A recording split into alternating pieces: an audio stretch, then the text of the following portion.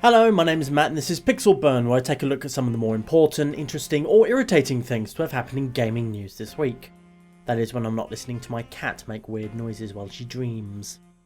Barely a year after it was released and scooped up over 200 Game of the Year awards, the critically acclaimed TV drama in video game form The Last of Us is getting a remake, specifically an HD one for the PS4, complete with all the DLC released for the PS3 version. I remember when you had to wait years and sign like a whole boatload of e-petitions to get an HD remix of anything.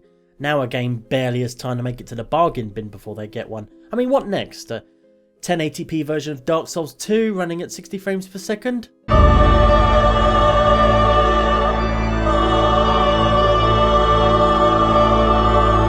So if you only owned a 360 last generation, god that still feels weird to say, doesn't it? Last generation, seems like years ago.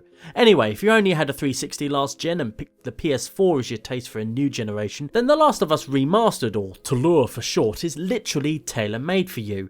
You, Mr. or Mrs. Johnny or Janie come lately, are precisely the sort of person Sony and Naughty Dog are targeting with this. Similarly, if you're a fresh-faced gaming virgin who saw an ad on the telly for this Last One of Us video game thingy and fancied giving it a try, because it's just kind of like a TV show and you press buttons, innit? Meanwhile, PS3 owners who had the original version of The Last of Us are understandably a bit miffed at this news, particularly those who also purchased all the DLC for it, and I can understand why. It's a bit like being told the version you bought is geriatric rubbish for steam-powered grandad machines. Despite Naughty Dog insisting no PS4 version was in the works, The Last of Us Remastered is hardly a bolt from the blue. If anything, it was one of the games industry's worst kept secrets. Even so, I can't imagine Naughty Dog would be so gauche as to, I don't know, start working on a PS4 version immediately after shipping the PS3 one. We've been actually anticipating that and started working on it pretty much as soon as we finished the PlayStation 3. Oh, okay. Well, I'm sure it would be a fair old while yet before The Last of Us Remastered actually hits store shelves.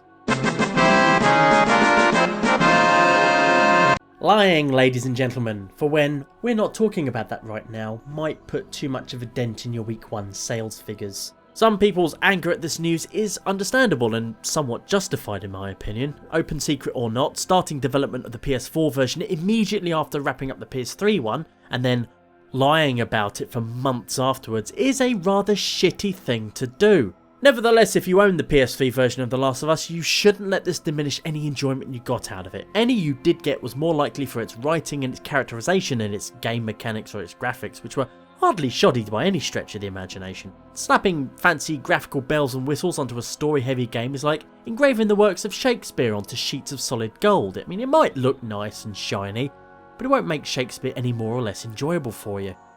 Same of course applies to Tomb Raider the Definitive Edition, which was damn near exactly the same thing. And who wants to lay bets on a remastered version of GTA 5 in the not too distant future? Anyone? Anyone at all? If you absolutely have to play The Last of Us in 1080p, then you'll need to fork out another $60 or your regional equivalent for the remastered edition, because there is presently no plan to let existing owners of The Last of Us upgrade to the PS4 version for a smaller fee, unlike the PS3 version of Battlefield 4, which came with a code that lets you do just that. Failing that, you can always move on and play something else. It's not like someone's holding a gun to your head. Unless they are, in which case I'm very, very sorry.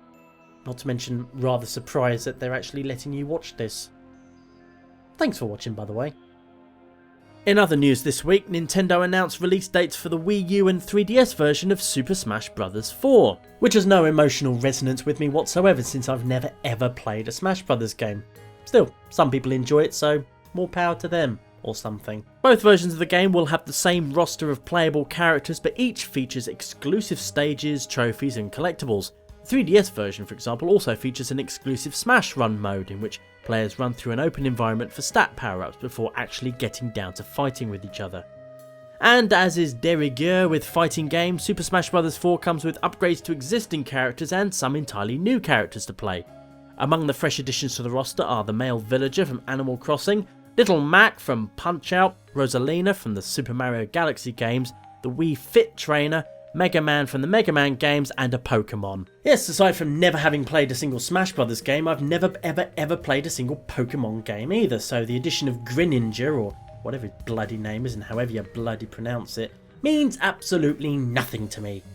Yes, let's just say when the Pokemon boat first sailed by my little island and I was given a chance to step aboard, I decided I'd rather stay where I was and eat my own flesh. Some existing characters have also been updated for Super Smash Bros. 4, the most notable being Metroid Samus Aran, whose Zero Suit form now sports ridiculous space-age high heels. Because the very concept of Zero Suit Samus wasn't entirely fucking stupid enough to begin with. Oh well, at least there's always the proper armoured Samus to play with, even though she does seem to shrink a little more with each passing Metroid game. Meanwhile, the inclusion of Mega Man is perhaps the most respect the character's actually received in quite some time, which will no doubt make many Mega Man fans rather happy. They can look forward to playing as him against their chums in summer of this year for the 3DS version and winter for the Wii U. And straight out of PAX this week comes the first proper gameplay footage for Star Citizen, Chris Roberts' ambitious PC-only space sim. Sadly, because the footage was recorded in a convention hall, all you can really hear of the game is a bunch of hooting and bellowing from the peanut gallery.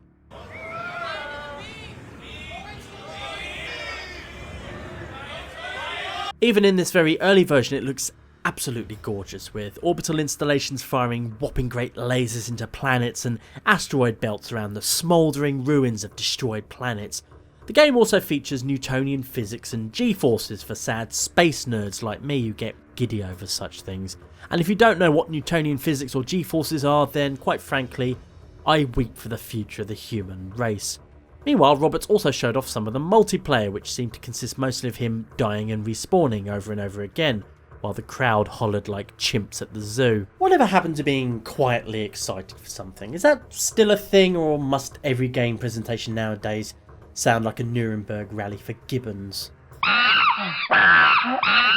Star Citizen isn't the only space sim to look forward to, of course. There's also Elite Dangerous from Frontier Developments, led by David Braben, one of the creators of the classic Elite, which kicked off the entire space sim genre in the first place. And just to show you don't need a whopping great budget to explore the stars, there's also Rodina from former Bethesda programmer Brendan Anthony, which features procedurally generated planets you can land and walk about on.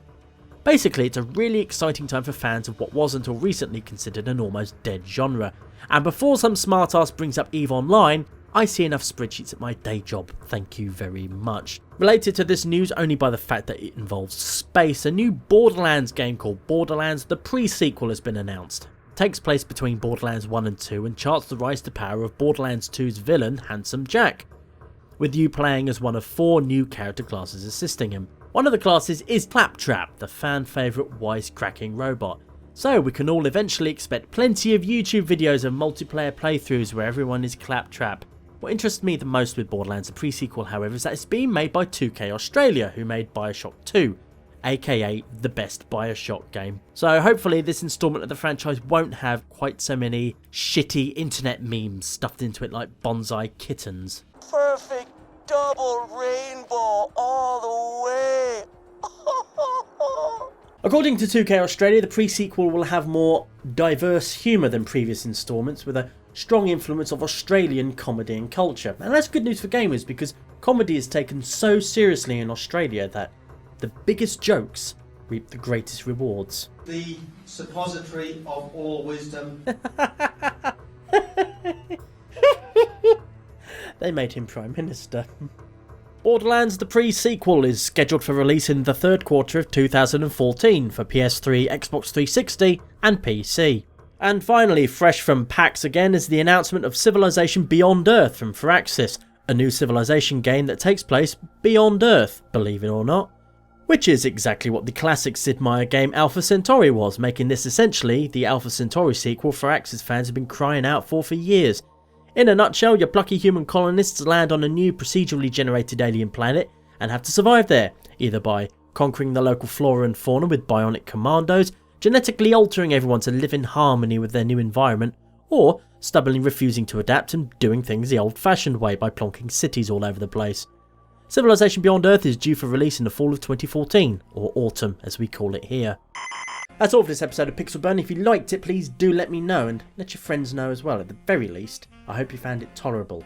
And if you didn't like it, well, you can always look forward to the HD re-release, which I'm going to start working on right this instant, so you can go now.